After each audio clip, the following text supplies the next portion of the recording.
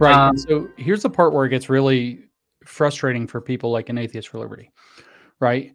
Because we're on the same side, right? And they're like, no, communism is atheist. So obviously you guys are actually communists. I get called that all the time, that I'm actually communist because I'm atheist. So let's just, if you will indulge me a minute, let's read from Karl Marx about atheism and communism. This is Karl Marx. He says, communism begins from the outset with atheism, but atheism is at first far from being communism. Indeed, atheism is still mostly an abstraction. The philanthropy of atheism is therefore at first only philosophical, abstract philanthropy, and that of communism is at once real and directly bent on action. So what he's saying is all communists are atheists, which I don't think is true. They're Gnostics. All communists are atheists, but not all atheists are communists. Karl Marx himself said that, made it very clear. In fact, what he was doing was calling people out and saying, oh, you think you're an atheist, but you're not a communist. You're not good enough. You're not one of us. In fact, you haven't adopted the Gnostic perspective that actually undoes your atheism. But at any rate, this is a very common thing because you said they alienate the crap out of people who are fighting the same fight. They're like, anytime I start to get a little warm to paying attention to Christian thought, they are very fast to appear to make sure I stay fully alienated. So they don't want me to be a Christian, clearly, which seems like weird for an evangelical perspective. But at the same time, they alienate people who are on their side, and they leave us wondering, do we go like full 2013 Reddit like all over again? Like, what do we do now? We've had to do it for a few things now, but I love making allies still. I love agreeing to disagree. If we're in a certain fight or a certain battle, let's say the fight's against wokeism, I will team up with a Michael O'Fallon. I will team up with a Christian in order to combat this religious dogma that wants to instill itself on all of civilization. I'll do that.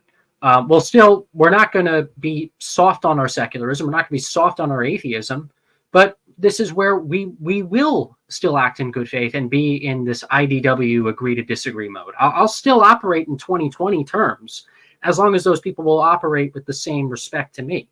This is why I discount these people as being actually Christian whatsoever. I mean, the comparison that I see, this happens every time. Like if I get invited a lot to speak at the Turning Point Pastor Summits, right? The TPUSA Faith Pastor Summits, which, boy, oh boy, do these people, there have been 3 of them. Guess how many James has spoken at? If you guessed 3, you are correct. And I literally, like, I don't keep that many things from my conferences, like right over here on my bookcase. I don't, it's in like a little bit of a pile. I got to organize some stuff, or I'd show you. I actually have the name badges that they gave me at the TPUSA Faith, because I think it's a significant thing. Like this is something that's happening that is different and new and might make a big dent in an important sector of our society. And so I'm proud to have taken part in that. And these people throw a bellyache, they cry, they yell, they call names, they call, whether it's Charlie Kirk or his pastor or his other pastor or whoever, to try to get them to kick me out. The board has to endure just tremendous amounts of people being awfully ugly for Christians. And then, so it's this really negative, awful environment. And 3 out of 3 times I've almost not gone. Like the weeks leading up to it, I get treated so badly. It's like, you know what? Yeah. And then I get there and it's night and day different. So it's like there are Christians and then there are Christians. And like Charlie goes to bat for me every time. Charlie and I have got to be great friends. Charlie and his pastor got to be great friends. Rob McCoy, I'm friends with Rob McCoy's son, Mike. Like we have these great freaking relationships. And the religion thing isn't necessarily an impediment, but then what I get online is that it's supposed to be, from people who allegedly want me to come to faith. They lie and tell me they're praying for me or something. Like, why be divisive like this? It's not necessary. It's not helpful.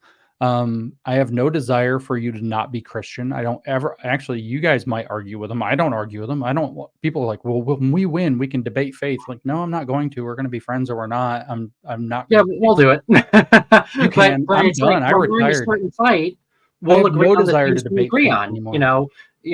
They're people. These people are allies for a reason. If they were more than that, they just be us. So I think it's important to make that distinction. We'll operate with these people and have respect for them and agree to disagree when we can. And sure, people want to debate, we'll debate. We won't hold punches anymore. But there's a time and a place. There's a time and a place for everything. And so when we're at a turning point, when we're at a place like CPAC or something like that, we're there to make friends. And as long as we're treated with respect and kind, then we'll do the same. We'll do the same for them.